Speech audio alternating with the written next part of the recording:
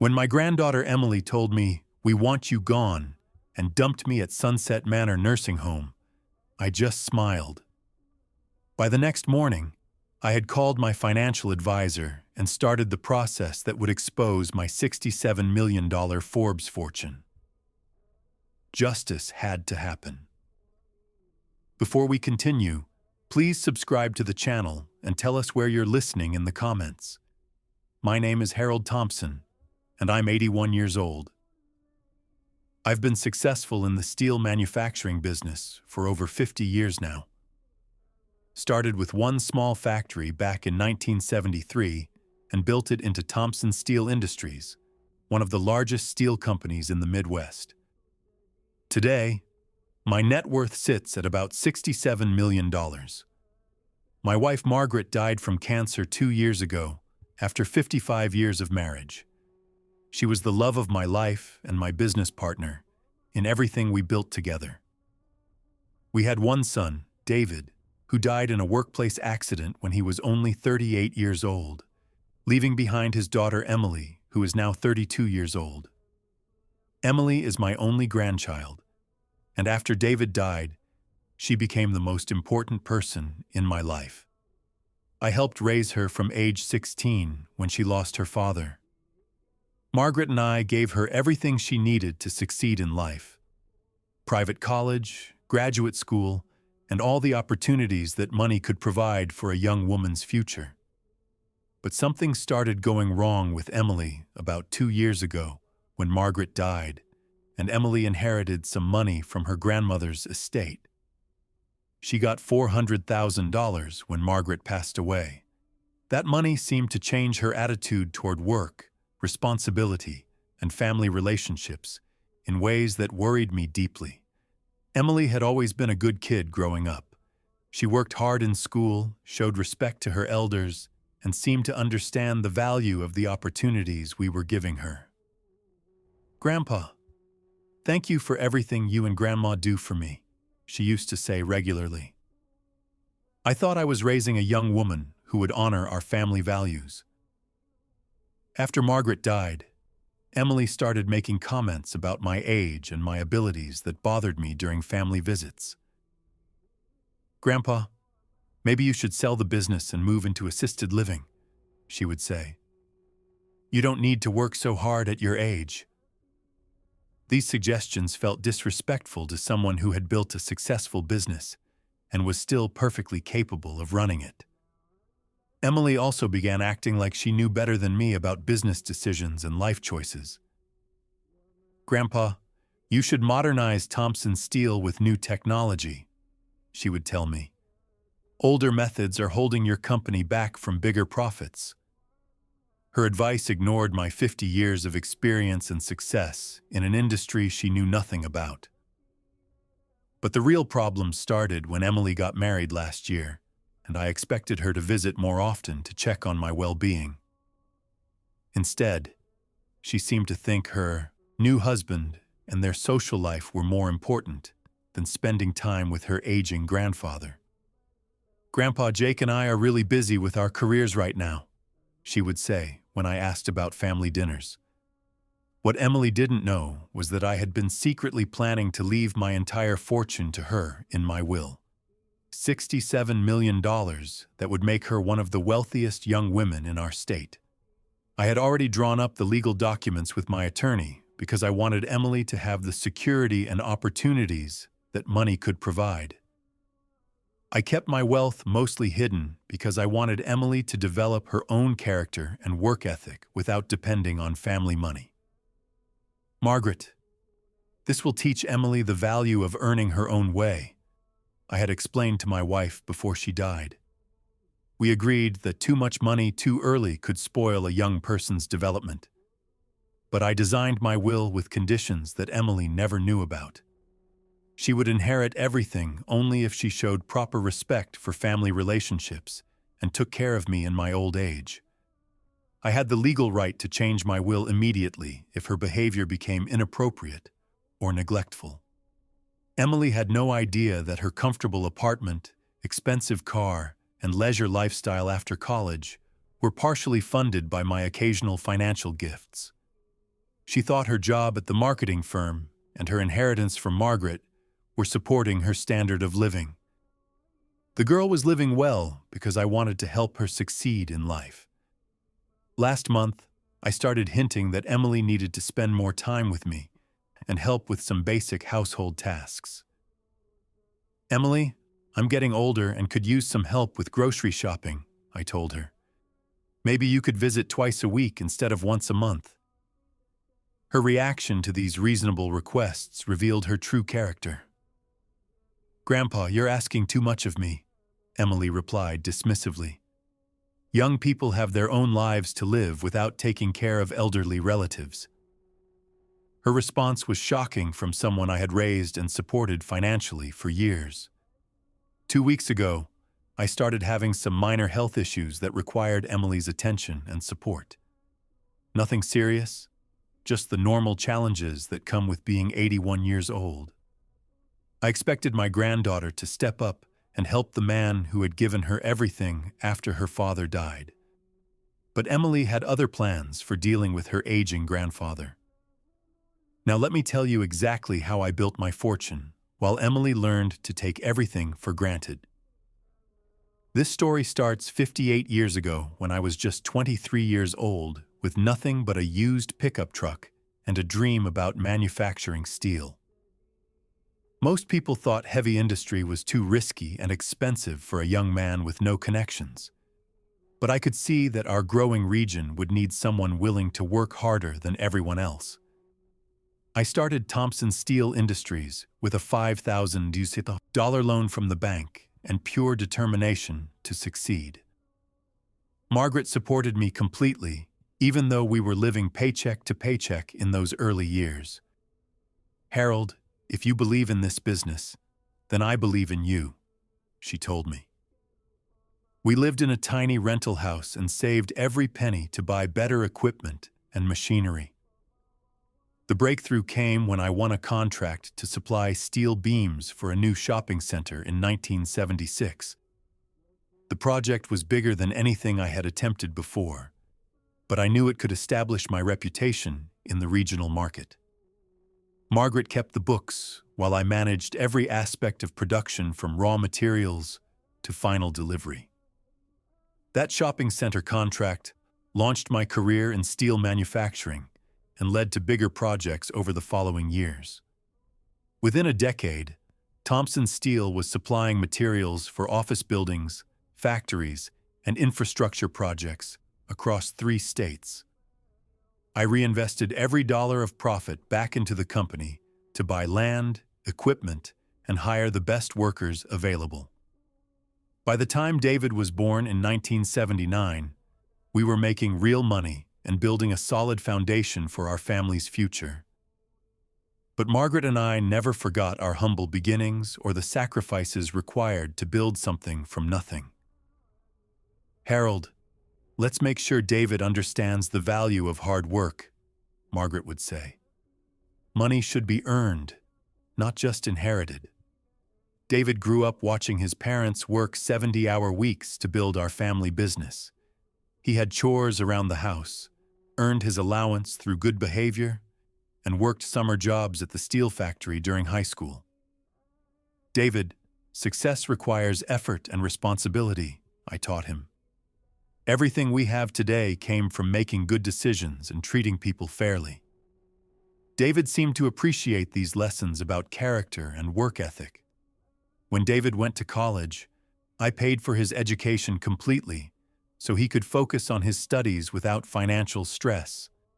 State University engineering program for 4 years, $68,000 in total costs.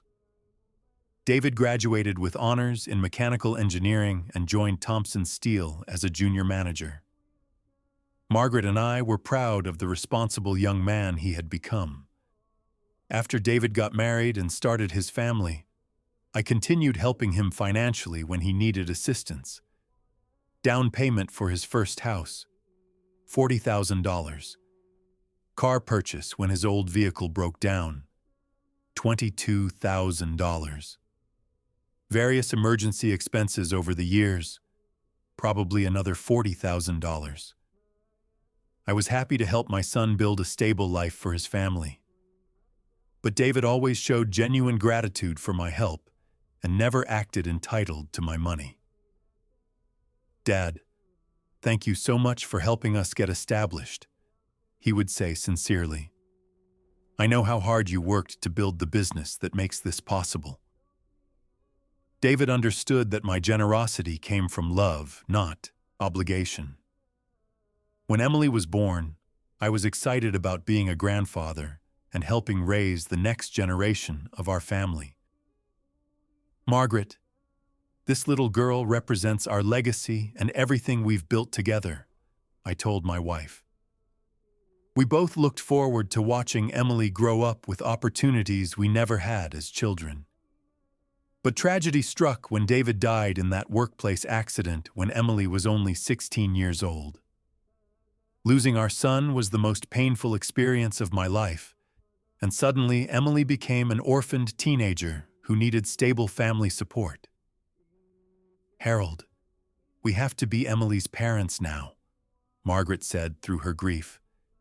"David would want us to raise her with love and proper values." Taking custody of Emily meant major changes in our retirement plans, but Margaret and I were committed to giving her everything she needed to succeed. Private school tuition, $25,000 per year. College expenses, $120,000 total. Graduate school for her MBA, $80,000 more. Summer programs, tutoring, and all the activities that would help Emily develop into a successful adult. Emily seemed genuinely appreciative during her teenage years and college period. "Grandpa and Grandma, thank you for taking care of me after Dad died," she would say regularly. "I know this wasn't easy for you, but you saved my life."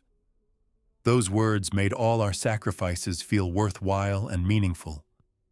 But something started changing in Emily's attitude after she turned 25 and began feeling more independent. The grateful teenager slowly became a young adult who expected financial support without showing much appreciation for the person providing it. "Grandpa, could you help me with my apartment deposit?" became a regular request without any acknowledgement of previous help.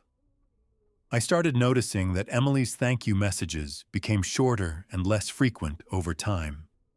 Instead of detailed appreciation for my assistance, she would send quick text messages like, "Thanks for the help," or just, "Got it." The personal connection and genuine gratitude were disappearing as she became more comfortable with regular financial support. At my 81st birthday party last month, Emily was about to show me exactly what she thought about the grandfather who had raised her and funded her entire adult life. Let me take you back to that terrible Tuesday morning when Emily said the words that started my perfect revenge. It was October 23rd, 3 weeks after my 81st birthday party. I had been having some minor health issues and needed a little extra help around the house. Emily and her husband Jake came over to discuss my situation, or so I thought. I was sitting in my favorite chair in the living room when Emily walked in with a serious expression on her face. Jake stood behind her, looking uncomfortable but supportive of whatever they had planned. "Grandpa, we need to talk about your living situation," Emily said, without any warmth in her voice. "What do you mean, sweetheart?" I asked, genuinely confused about why they seemed so formal and distant. "Is everything okay with you two?" I was expecting maybe they needed some financial help or wanted to discuss holiday plans for the family. "Grandpa, Jake and I have been talking, and we think you need more care than we can provide," Emily continued coldly. "You're getting older, and it's becoming too much responsibility for us to handle." Her words hit me like a punch to the stomach from someone I had raised and loved for 16 years. "Emily, I just asked for help with grocery shopping and maybe some yard work," I replied, trying to understand where this conversation was heading. "I'm not asking you to move in or quit your job."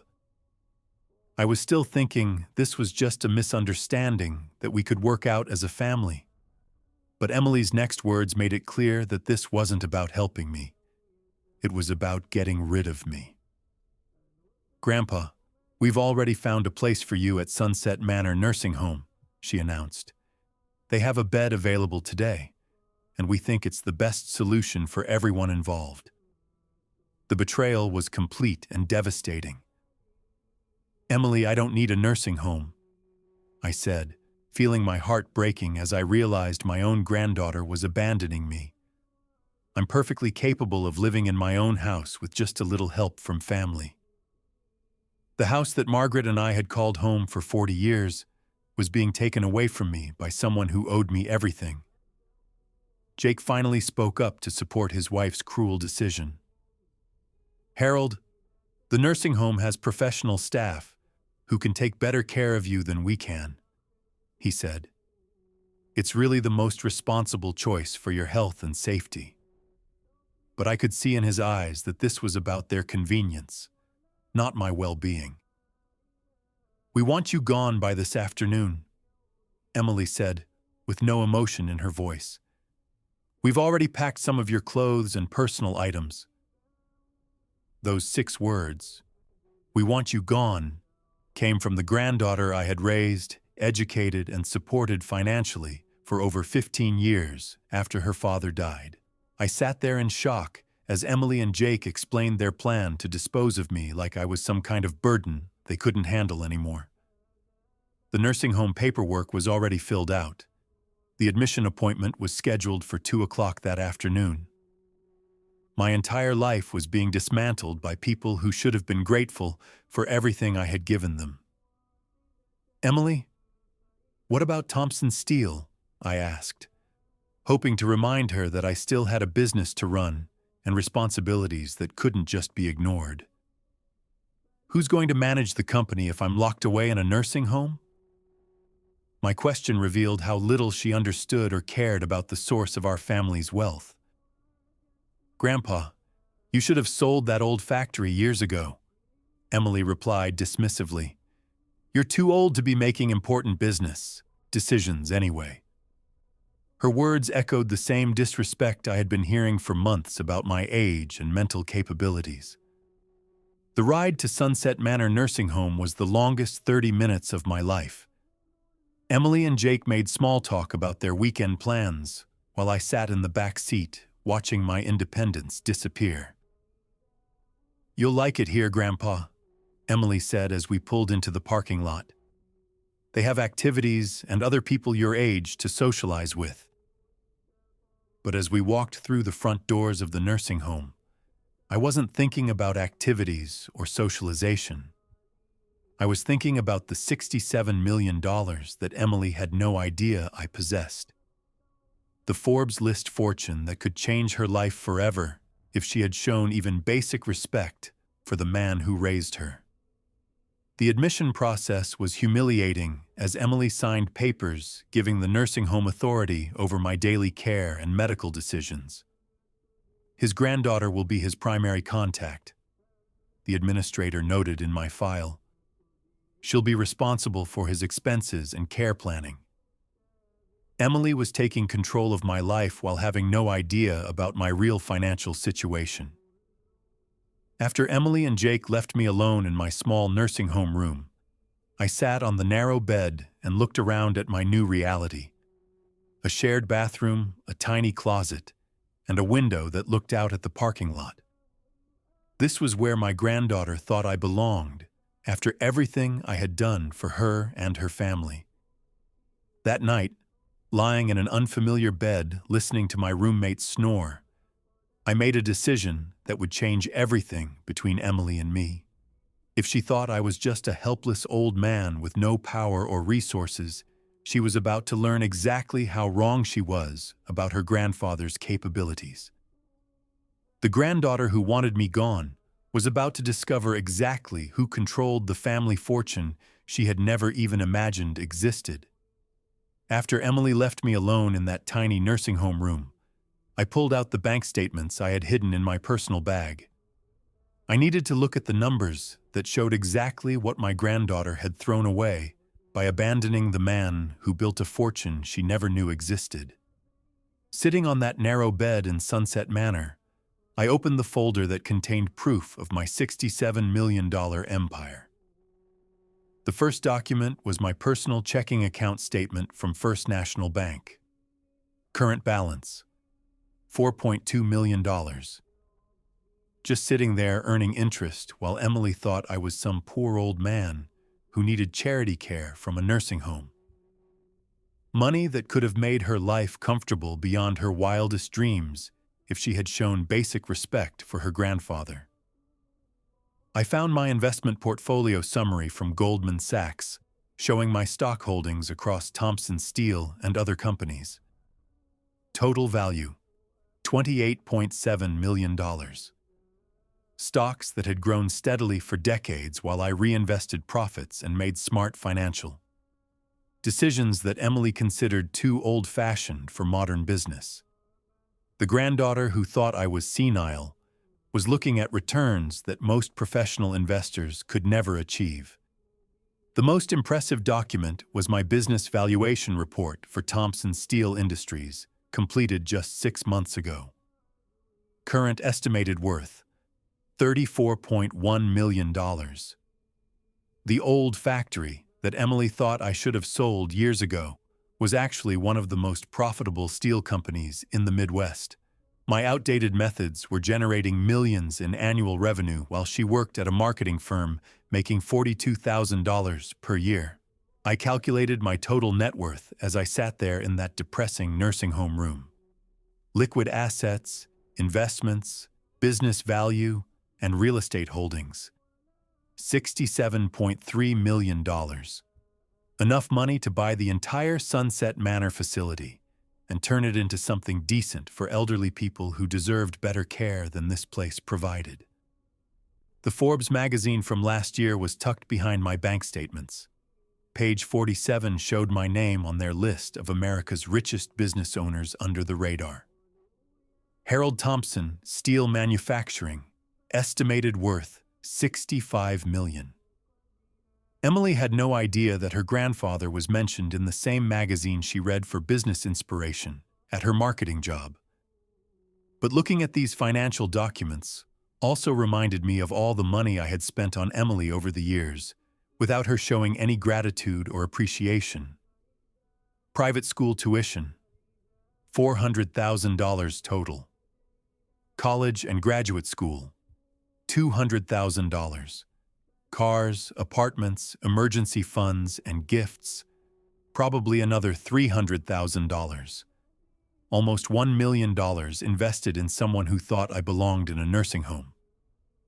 The will that I had updated just 3 months ago was the most important document in my folder. I, Harold Thompson, being of sound mind and body, leave my entire estate to my granddaughter Emily Thompson Wilson.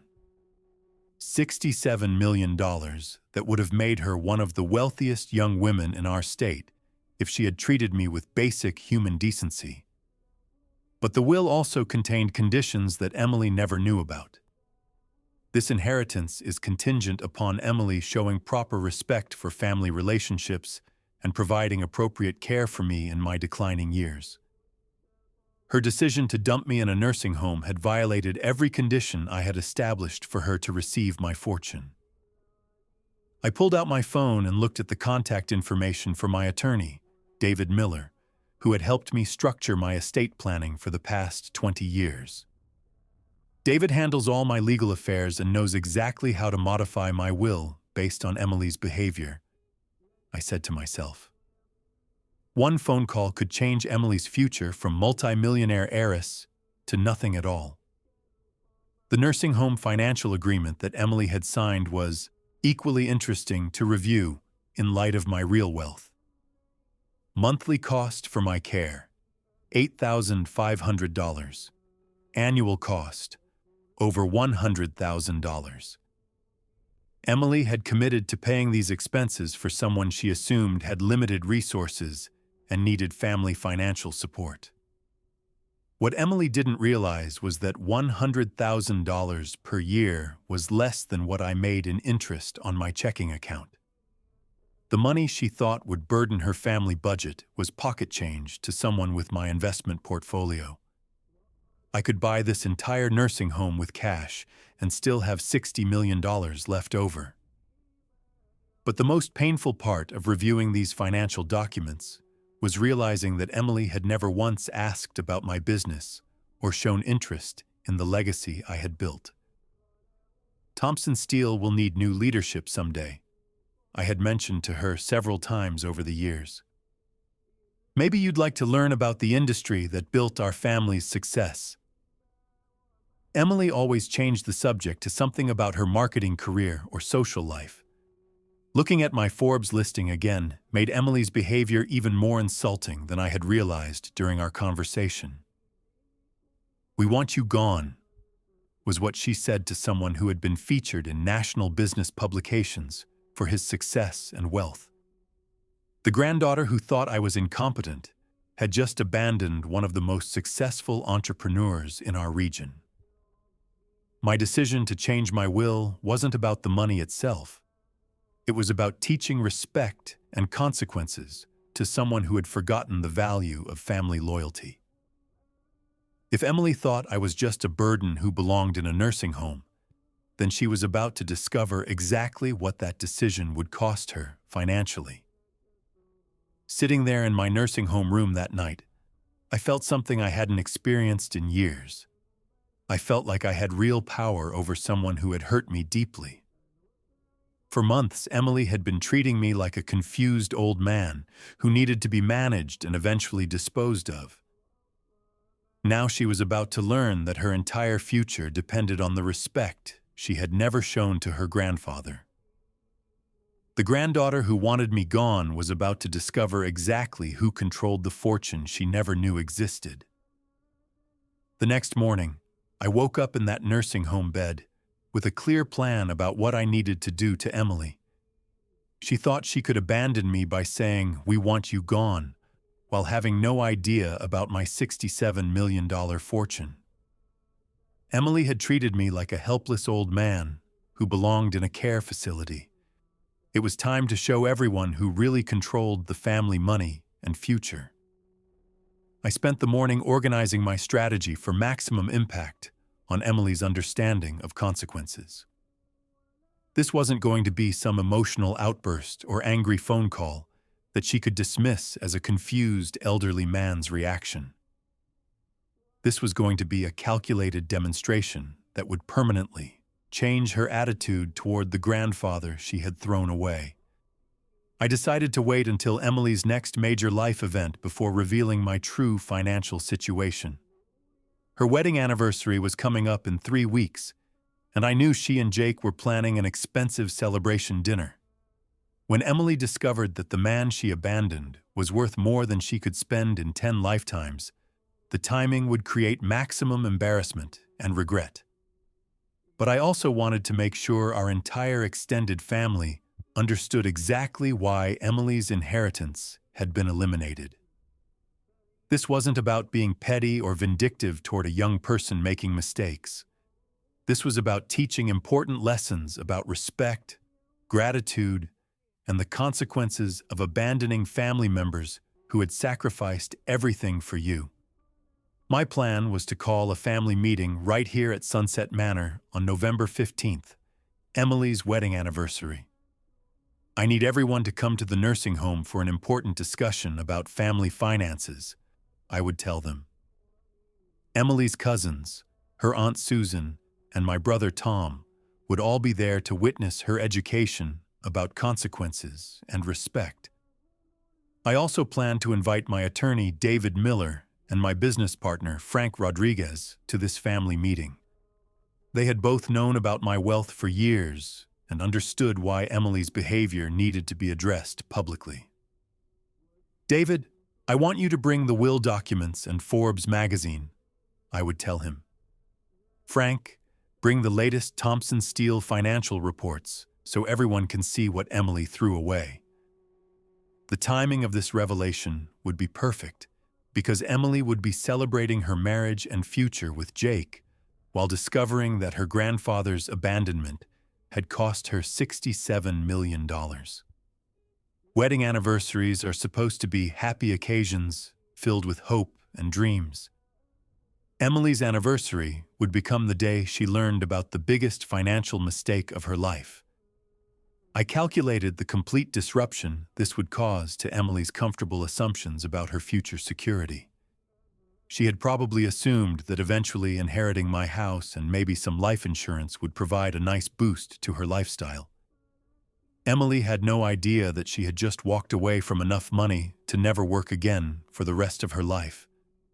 But more importantly, Emily's friends and social circle would discover that she had abandoned one of the wealthiest men in our region.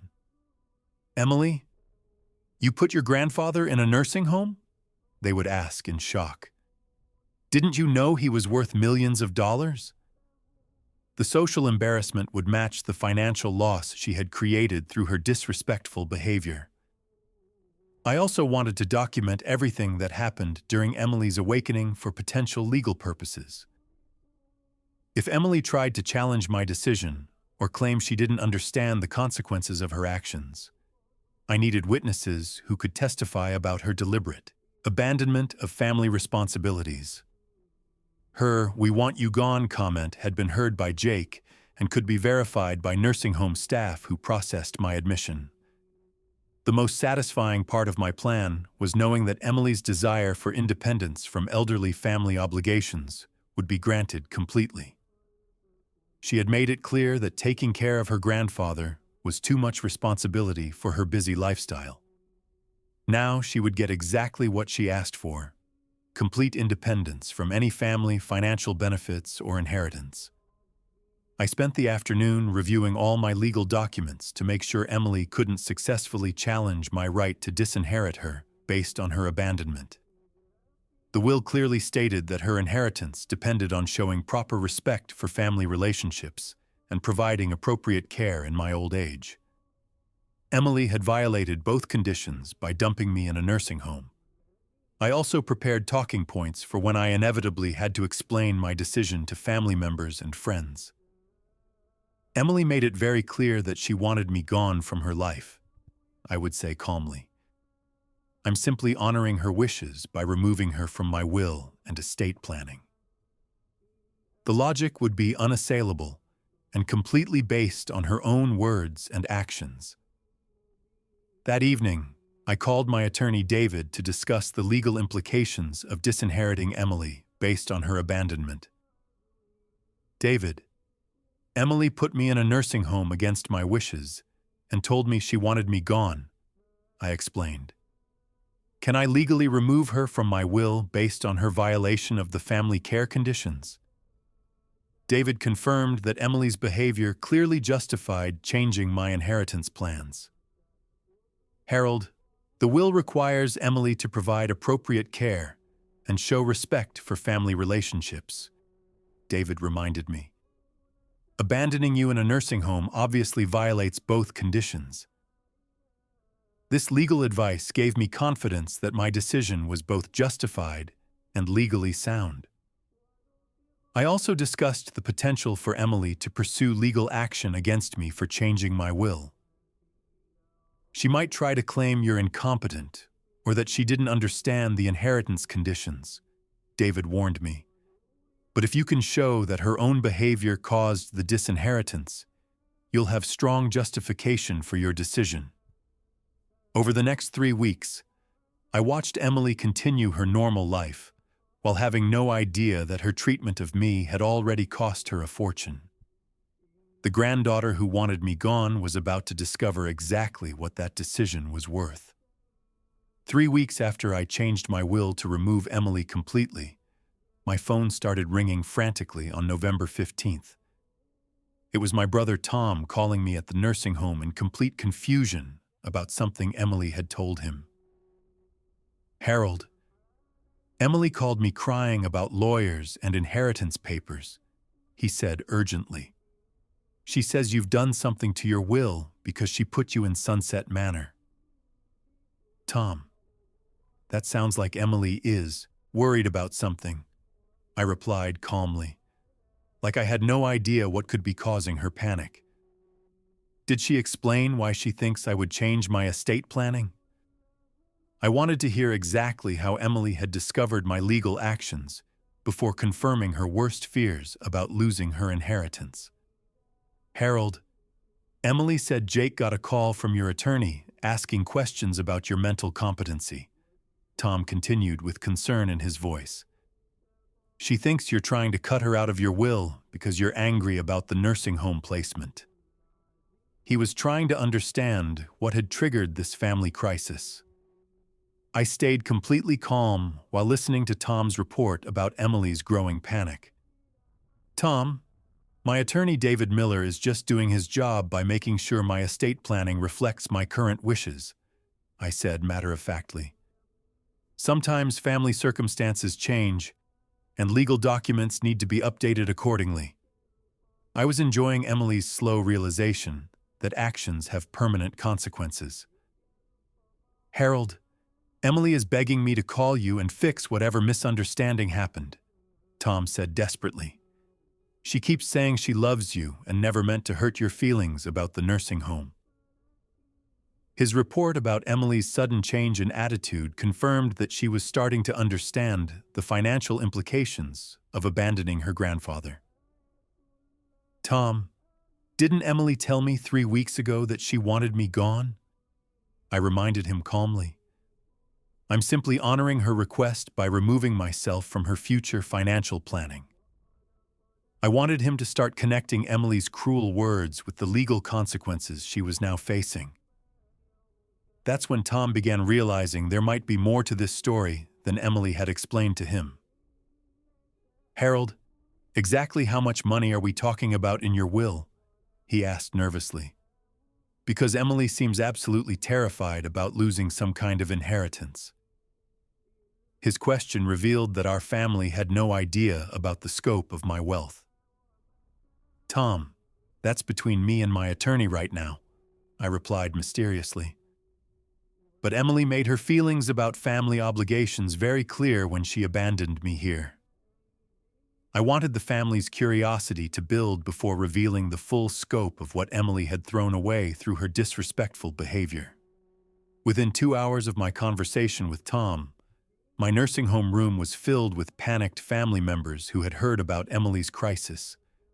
My brother Tom arrived first, followed by Emily's Aunt Susan and her cousins, who were all trying to understand what had happened between Emily and me. "Harold, Emily called everyone saying you've cut her out of your will," Susan said urgently. "Emily also said your lawyer is asking questions about your mental state," added my nephew Robert with concern. "Is that true? And why didn't anyone in the family know about your estate planning?" The family was discovering that I had been managing significant financial decisions without their knowledge or input. Emily arrived at the nursing home 30 minutes later, still wearing her work clothes, but looking completely defeated and scared. "Grandpa, please tell me you didn't really disinherit me," she begged in front of all our family members.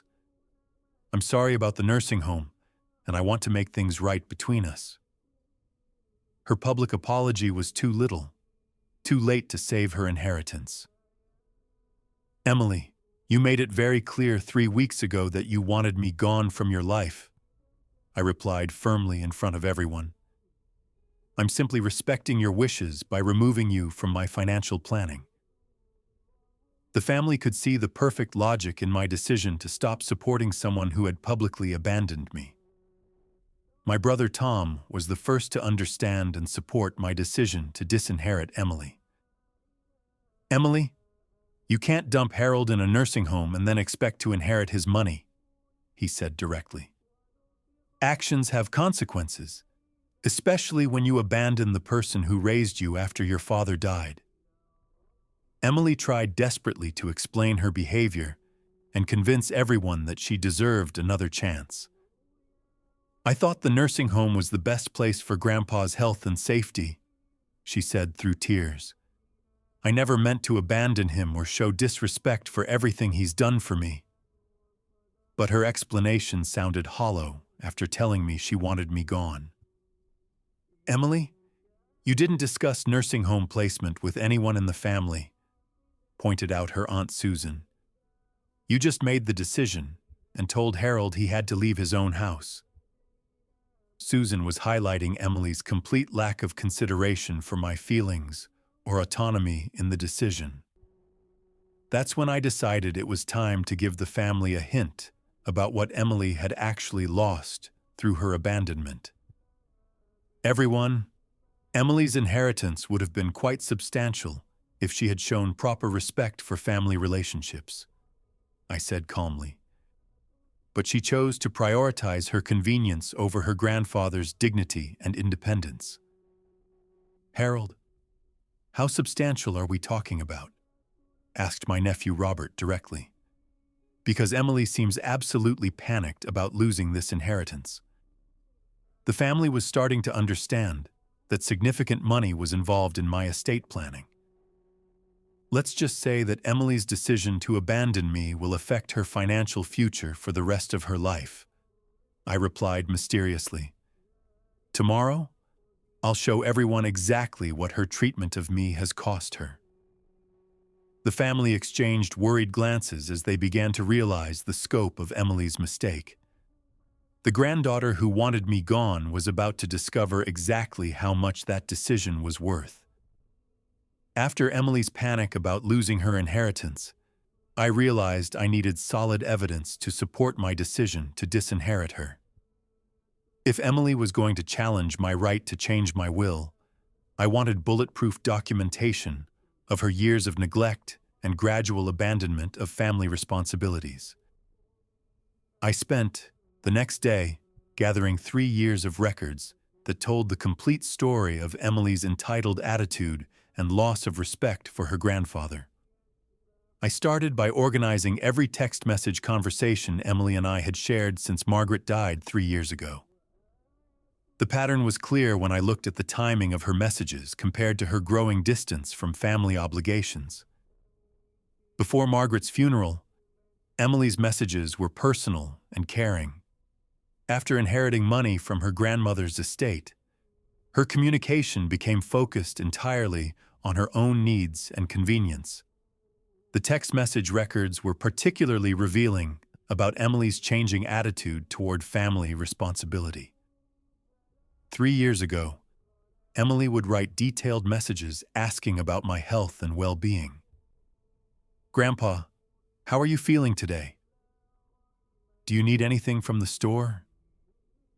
Those were the days when Emily still cared about the man who had raised her after her father died. But after Emily got comfortable with her inheritance money and new marriage, her messages became shorter and more dismissive. "Can't visit this week. Busy," became a typical text without explanation or apology. "Maybe next month" replaced genuine concern about spending time with her aging grandfather, who lived alone after Margaret's death. I found email exchanges where Emily had started making excuses for why she couldn't help with basic household tasks or medical appointments. "Grandpa, Jake and I are really swamped with work this month," she had written last year. "Can you ask one of your neighbors to help with the yard work?"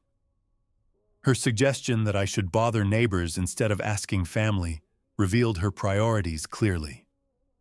These emails showed Emily's growing assumption that other people should take care of me while she focused on her career and social life. "Grandpa, maybe you should hire a cleaning service instead of doing that heavy work yourself," she wrote 6 months ago. "There are professionals who can handle those chores better than family members." But Emily never offered to pay for these services or help me find reliable companies. I also documented Emily's pattern of avoiding family gatherings and important events in my life. Last Christmas, she arrived 2 hours late for dinner because of a party with Jake's friends. "Sorry, Grandpa, but you know how these things go," she said casually, like my holiday celebration was less important than her social calendar. Margaret would have been heartbroken to see Emily's disrespect for family traditions. The medical appointment records were equally revealing about Emily's abandonment of family responsibilities. When I needed someone to drive me to my heart specialist appointment in September, Emily said she was too busy with work deadlines. "Grandpa, can't you take a taxi or ask Tom to help?" she suggested, passing off her grandfather's medical needs to other family members or paid services. I found social media posts where Emily portrayed herself as a loving granddaughter while actually avoiding any real responsibility for my care. "Spending time with Grandpa is so important," she had posted while visiting me maybe once every 6 weeks. Her public image was built on hiding how little she actually did for the grandfather who had raised her. But the most damaging evidence was Emily's pattern of dismissive comments about my age and mental capabilities during our rare conversations. "Grandpa's getting a little confused about modern technology," she had told Jake in front of me last summer. "Maybe we should start helping him with important decisions." These comments were designed to undermine my independence and justify taking control of my life. I documented specific instances where Emily had questioned my judgment and suggested I was becoming incompetent. During my birthday party, she mentioned that I might need professional guidance managing all this responsibility at my age. At Margaret's memorial service, she told relatives that older people sometimes hold on to things too long and need family intervention. Each comment was a small attack on my dignity and autonomy. The financial records showed Emily's complete lack of concern about my expenses or financial well-being after Margaret died.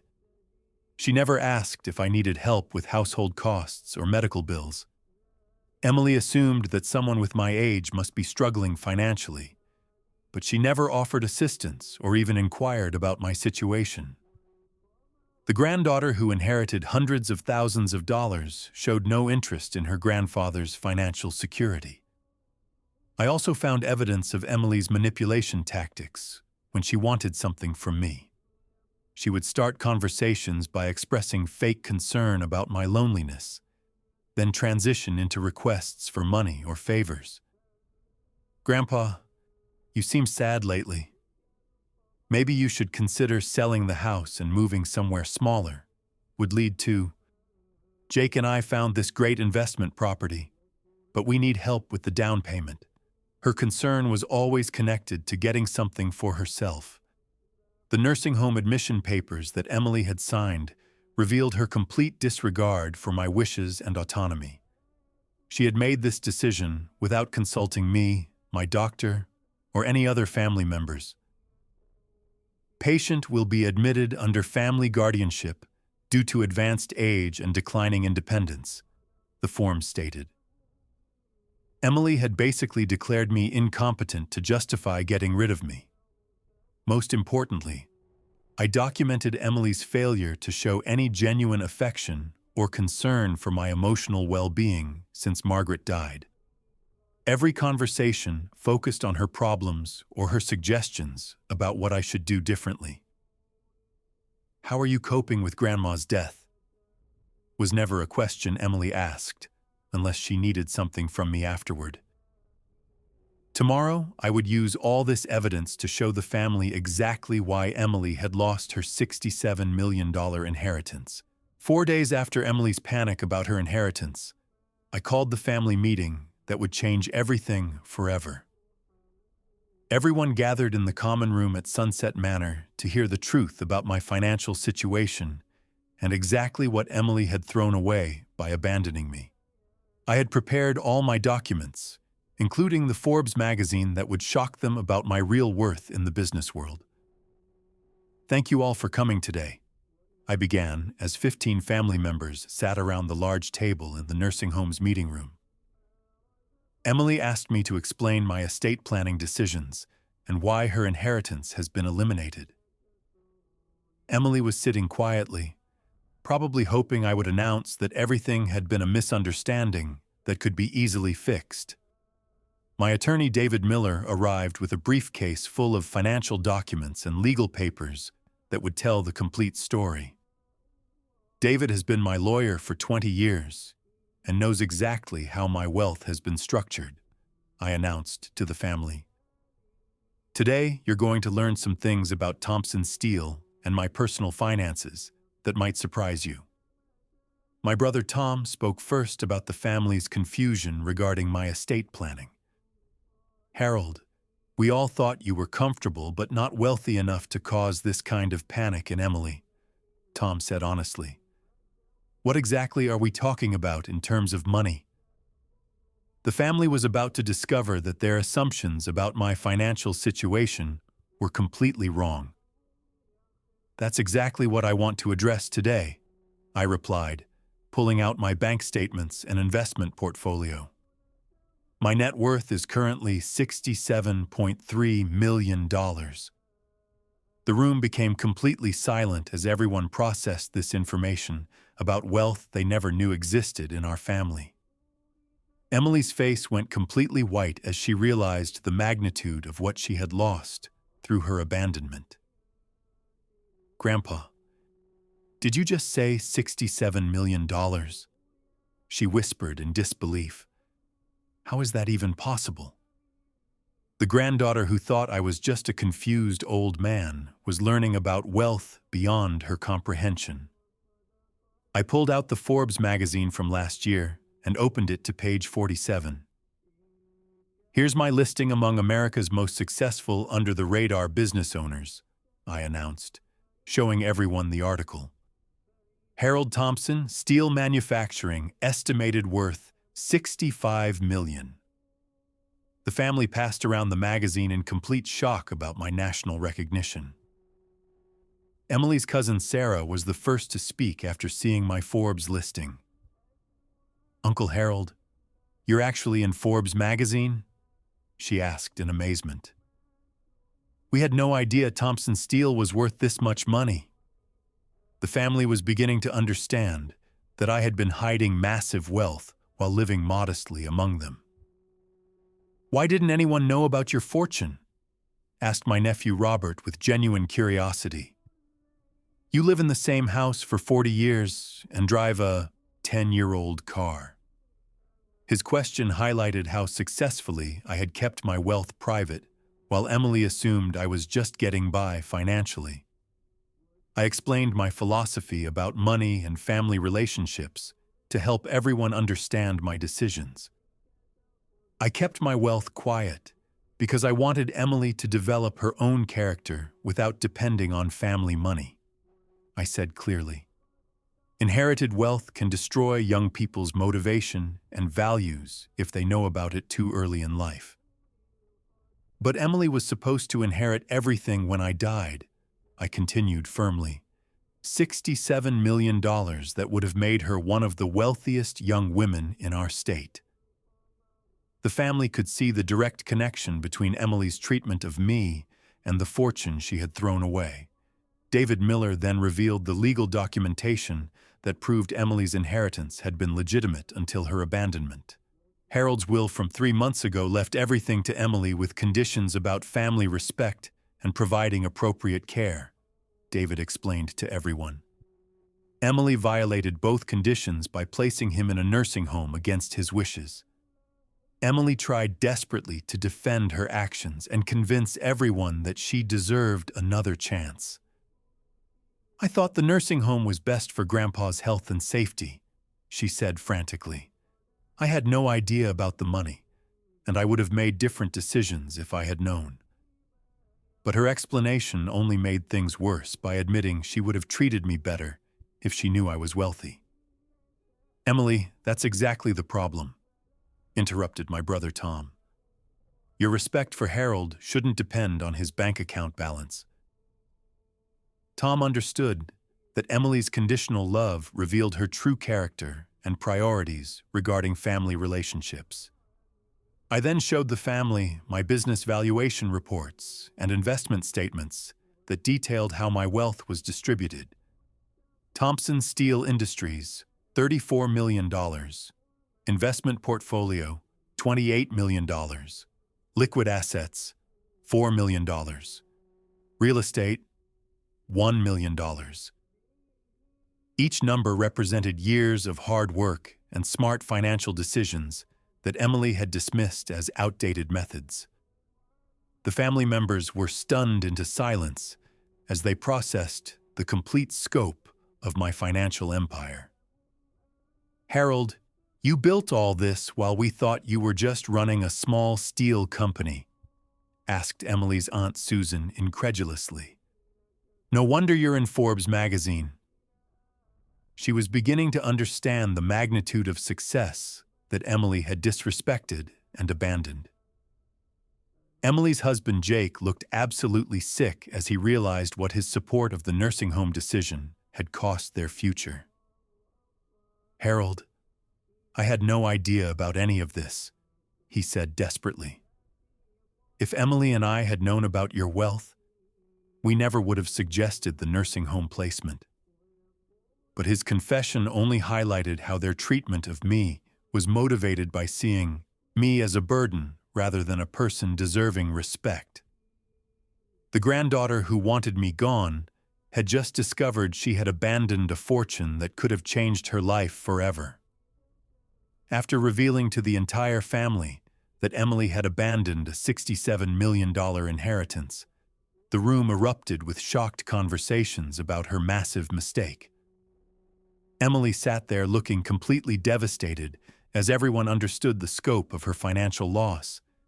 She realized that her comfortable future was gone unless she could somehow convince me to restore her place in my will. "Grandpa, please forgive me for everything," Emily begged desperately in front of all our family members. "I realize now that I was completely wrong about the nursing home, and I'm truly sorry for treating you like a burden." Her public apology was motivated by financial panic rather than genuine remorse for hurting someone who had raised her and loved her unconditionally. But the family wasn't buying Emily's sudden change in attitude after learning about my Forbes fortune. "Emily, you're only sorry because you found out about the money," said her cousin Sarah bluntly. "Where was this respect when you told Harold you wanted him gone?" Her comment highlighted the obvious connection between Emily's crisis and her newfound appreciation for her grandfather. Emily tried to explain her behavior and convince everyone that she deserved another opportunity to prove herself. "I know I made terrible mistakes, but I never realized how much Grandpa meant to our family," she said through tears. "If I had known about his wealth and success, I would have been more grateful and respectful." But her explanation only made her situation worse by admitting she would have treated me better if she knew I was rich. "Emily, that's exactly the problem," interrupted my brother Tom. "Your love for Harold shouldn't depend on whether he has money." Tom understood that Emily's conditional respect revealed her true character and priorities regarding family relationships and basic human decency. Jake was equally desperate as he faced the realization that supporting Emily's nursing home decision had cost them a fortune. "Harold, I take full responsibility for encouraging Emily's decision," he said frantically. "I thought we were doing what was best for everyone, but I can see now that we were completely wrong about everything." His apology felt hollow after 3 weeks of silence while I sat alone in this nursing home.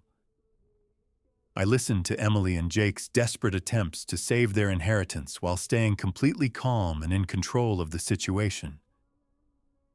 "Emily, you're asking me to restore an inheritance based on apologies that came only after you learned about my wealth," I pointed out. "How can I trust that your respect is genuine rather than financially motivated?" Emily then tried a different approach by promising to change her behavior and make up for her mistakes.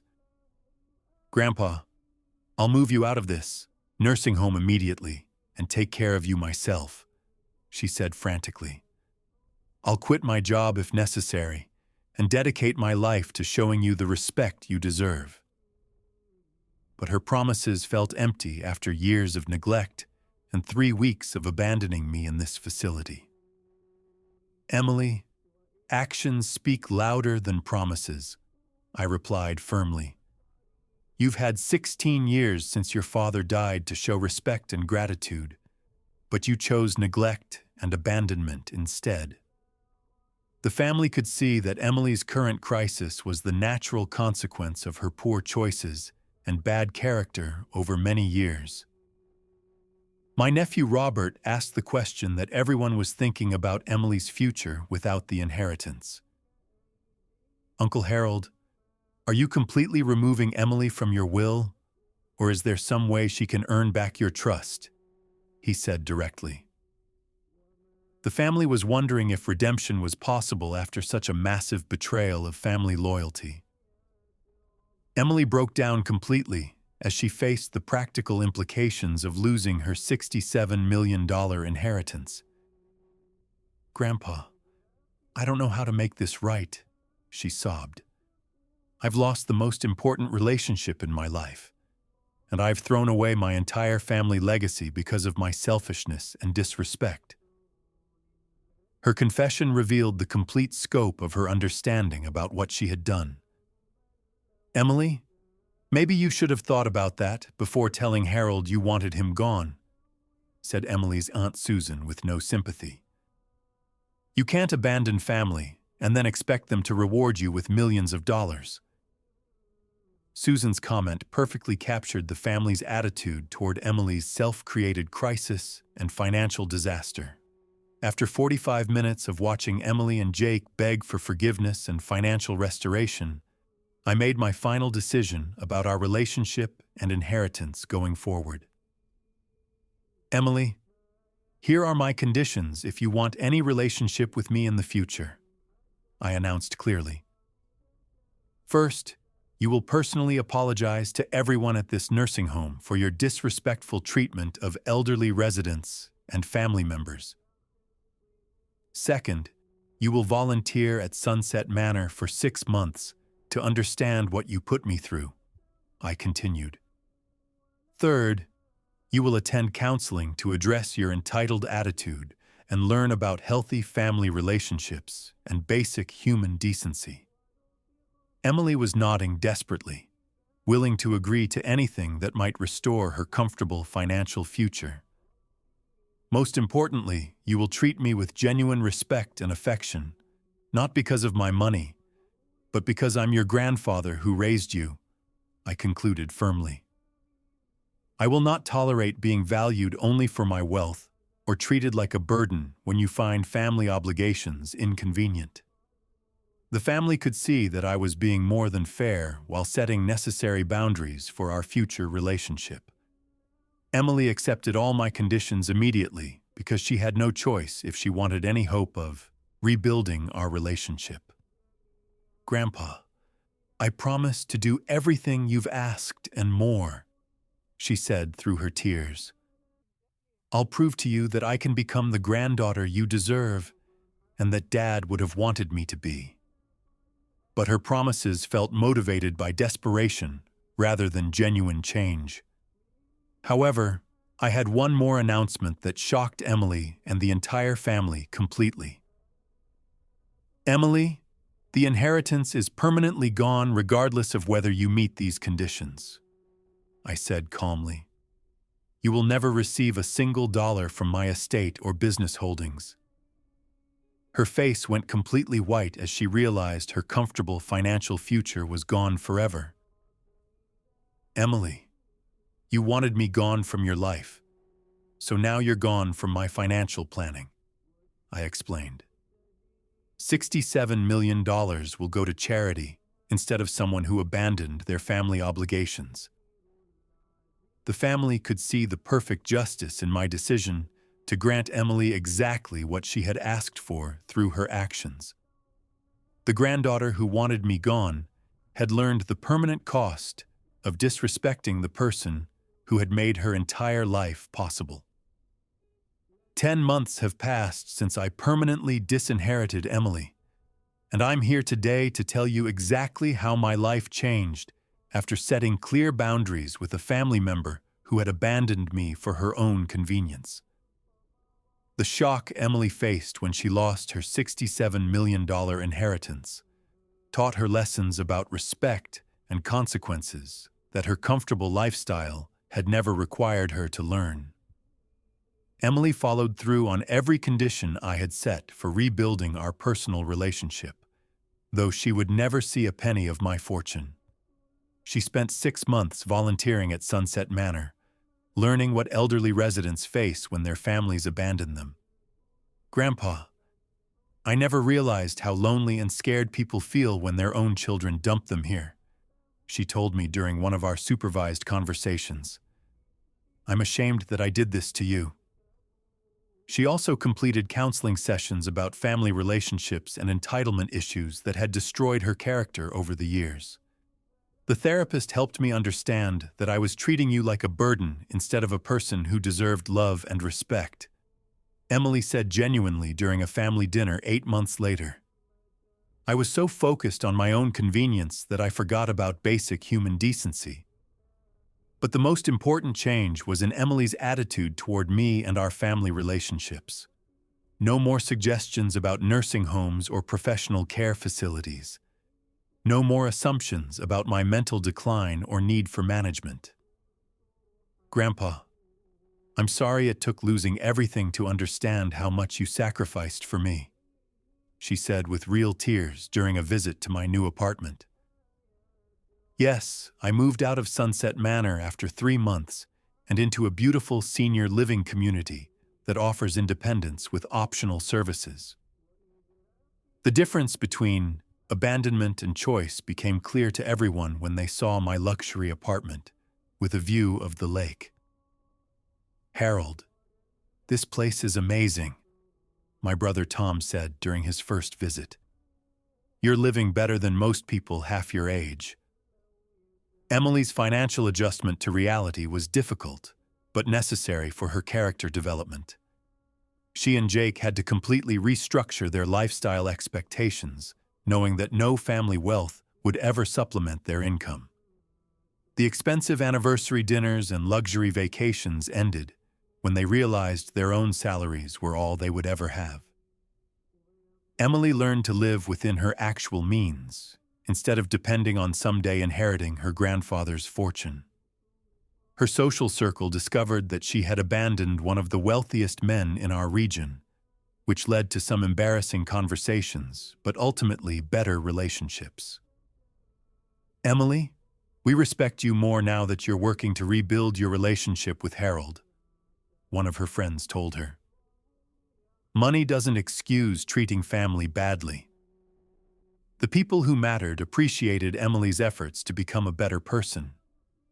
Most importantly, Emily started showing genuine interest in my well-being, rather than just managing me as a problem to be solved. "Grandpa, how can I help make your life more enjoyable?" became a regular question in our conversations. "What would you like to do together this weekend?" These were the kinds of caring questions that had been missing from our relationship for years, while she focused only on her own convenience. My construction business, Thompson Steel, continued thriving without the stress of managing difficult family relationships. We completed several major projects this year, including a new hospital that will serve our community for decades. Every success reminded me of the satisfaction that comes from building something meaningful, rather than just planning to give wealth to someone who didn't appreciate it. I also started a new romantic relationship with a wonderful woman named Patricia, who volunteers at the senior center. "Harold, you seem confident and peaceful," she observed during our first lunch date. "Setting boundaries with Emily was good for your emotional health." She was right that protecting myself from disrespect had improved my overall well-being and openness to new experiences. The most satisfying part of this outcome was announcing my charitable giving plans to the family and community. $67 million will be donated to organizations that support elderly people who have been abandoned by their families. The Harold and Margaret Thompson Foundation will help seniors maintain their dignity and independence.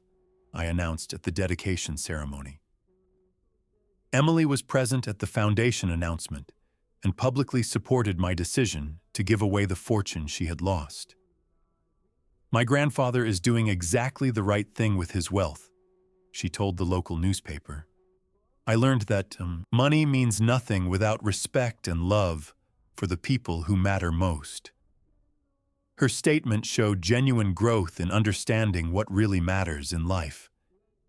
Looking back on this entire experience, I learned crucial lessons about family relationships and personal boundaries that every person should understand. First, respect cannot be bought or inherited. It must be earned through consistent actions and genuine care for others. Emily's treatment of me revealed her true character when she thought I was just a burden with limited resources. Second, consequences for bad behavior must be permanent to create real change in people's attitudes. Emily's temporary apologies would never have led to genuine transformation if she knew the inheritance was still available. Only by losing everything did she learn to value relationships over money. Most importantly, I learned that dignity is worth more than family peace when that peace requires accepting disrespectful treatment. At 81 years old, I finally have the respect and love I always deserved, but was afraid to demand for myself. Today, Emily treats me like a valued grandfather instead of a burden to be managed. Our conversations focus on genuine connection rather than her convenience. She learned that family loyalty means supporting each other through difficulties, not abandoning people when they become inconvenient. The granddaughter who wanted me gone discovered that actions have permanent consequences that apologies cannot undo. But through losing everything, she found something more valuable: the ability to have genuine relationships based on love and respect rather than financial expectations. If you are still here and enjoyed this story, please like this video. It really helps me know you want more content like this. If this story gave you some value or made you think, please share it with your friends or someone who needs to hear this message. If you have any questions or suggestions about this story, please type them in the comments below. I love reading what you think. If you want more stories like this one, please subscribe to this channel. There are many more stories coming. Remember, respect is earned through actions, not given because of age or family titles.